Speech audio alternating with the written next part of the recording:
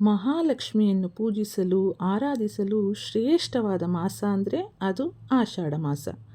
ಈ ದೈವಿಕವಾದ ಮಾಸದಲ್ಲಿ ಪ್ರತಿ ಶುಕ್ರವಾರ ತಾಯಿ ಮಹಾಲಕ್ಷ್ಮಿಗೆ ಪ್ರಿಯವಾದ ಫಲ, ಪುಷ್ಪ, ನೈವೇದ್ಯಗಳನ್ನು ಅರ್ಪಿಸಿ ಶ್ರದ್ಧಾಭಕ್ತಿಯಿಂದ ದೇವಿಯನ್ನು ಪ್ರಾರ್ಥಿಸುವುದರಿಂದ ಎಲ್ಲ ಕಷ್ಟಗಳು ದೂರವಾಗಿ ಮನೆಯಲ್ಲಿ ಸುಖ, ಶಾಂತಿ, ಸಮೃದ್ಧಿ ನೆಲೆಯಾಗುತ್ತೆ.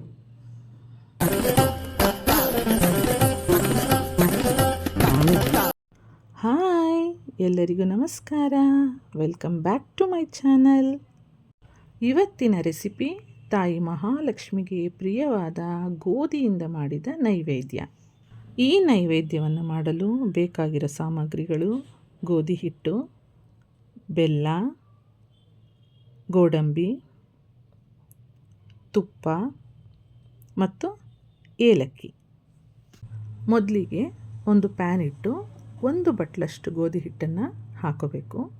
ಗೋಧಿ ಹಿಟ್ಟು ಕಡಿಮೆ ಉರಿಯಲ್ಲಿ ಒಂದು 5 ನಿಮಿಷ ತಳ ಹತ್ತದಂತೆ ಬಿಸಿ ಮಾಡ್ಕೋಬೇಕು.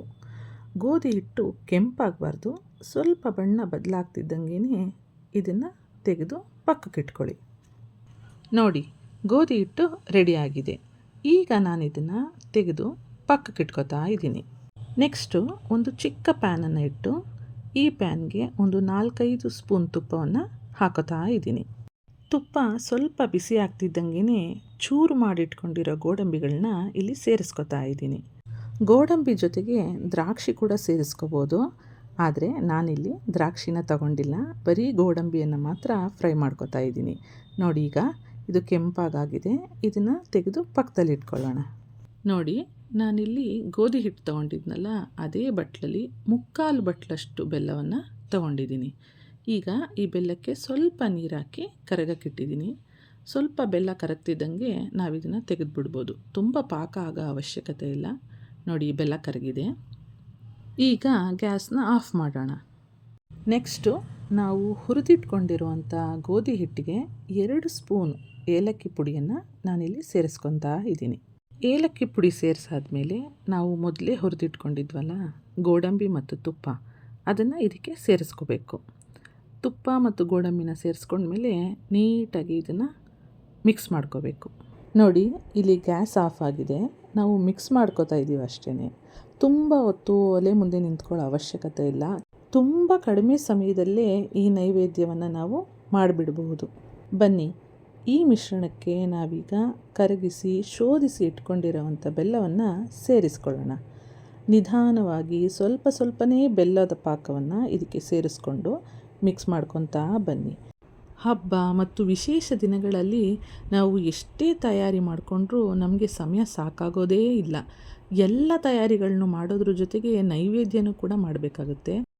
ನೈವೇದ್ಯಗಳು ತುಂಬ ರುಚಿಯಾಗಿರಬೇಕು ಮತ್ತು ತುಂಬ ಬೇಗ ಆಗಬೇಕು. ಇದು ಎಲ್ಲ ಹೆಣ್ಮಕ್ಳಿಗೂ ಇರೋ ಒಂದು ದೊಡ್ಡ ಟಾಸ್ಕು ಅಲ್ವಾ? ಹಬ್ಬಗಳಲ್ಲಿ ಸಾಮಾನ್ಯವಾಗಿ ಹೆಣ್ಮಕ್ಳು ಮನೆ ಕ್ಲೀನ್ ಮಾಡೋದ್ರಲ್ಲೇ ತುಂಬ ಬ್ಯುಸಿಯಾಗಿ ಹೋಗ್ಬಿಡ್ತಾರೆ. ಹಾಗಾಗಿಯೇ ಹೊರಗಡೆಯಿಂದ ಬಗೆಬಗೆಯಾದಂತಹ ತಿಂಡಿ ತಿನಿಸುಗಳನ್ನ ತಂದು ದೇವರಿಗೆ ಇಡ್ತಾರೆ. ದಯವಿಟ್ಟು ಈ ರೀತಿಯ ತಪ್ಪುಗಳನ್ನು ಮಾಡಬೇಡಿ. ಆದಷ್ಟು ದೇವರಿಗೆ ಯಾವ ಬಗೆಯ ನೈವೇದ್ಯಗಳು ಇಷ್ಟ, ಅದನ್ನು ಎಷ್ಟು ಬೇಗ ಸುಲಭವಾಗಿ ಹೇಗೆ ಮಾಡ್ಬೋದು ಅಂತ ತಿಳ್ಕೊಂಡು ನೀವೇ ಮನೆಯಲ್ಲಿ ಮಾಡಿ ದೇವರಿಗೆ ಅರ್ಪಿಸಿ. ನೋಡಿ, ನಾನಿಲ್ಲಿ ನಿಮ್ಮ ಜೊತೆ ಮಾತಾಡ್ತಾ ನೈವೇದ್ಯ ತಯಾರಾಗೇ ಬಿಡ್ತು. ಇದನ್ನು ಈಗ ನಾವು ಸಣ್ಣ ಸಣ್ಣ ಉಂಡೆಗಳಾಗಿ ಮಾಡಿಕೊಂಡು ರೆಡಿ ಮಾಡ್ಕೊಳ್ಳೋಣ. ಉಂಡೆ ಮಾಡ್ಕೊಳ್ಳೋಕ್ಕೂ ಮುಂಚೆ ಸ್ವಲ್ಪ ಕೈಗೆ ತುಪ್ಪವನ್ನು ಸವರ್ಕೊಳ್ಳಿ, ತುಂಬ ಚೆನ್ನಾಗಿರುತ್ತೆ.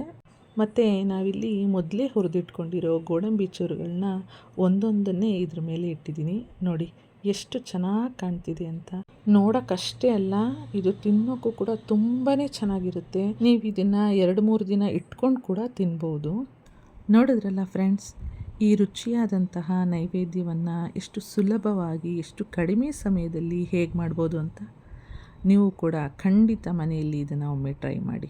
ಈ ವಿಡಿಯೋ ನಿಮಗೆ ಇಷ್ಟ ಆಗಿದರೆ ಒಂದು ಲೈಕ್ ಮಾಡಿ. ಹೊಸದಾಗಿ ನೋಡ್ತಿರೋರು ಚಾನೆಲ್ನ ಸಬ್ಸ್ಕ್ರೈಬ್ ಮಾಡಿ. ತಾಯಿ ಮಹಾಲಕ್ಷ್ಮಿಯ ಸಂಪೂರ್ಣ ಆಶೀರ್ವಾದ ನಿಮ್ಮೆಲ್ಲರಿಗೂ ಸಿಗಲಿ. ಎಲ್ಲರಿಗೂ ತುಂಬ ಹೃದಯದ ಧನ್ಯವಾದಗಳು.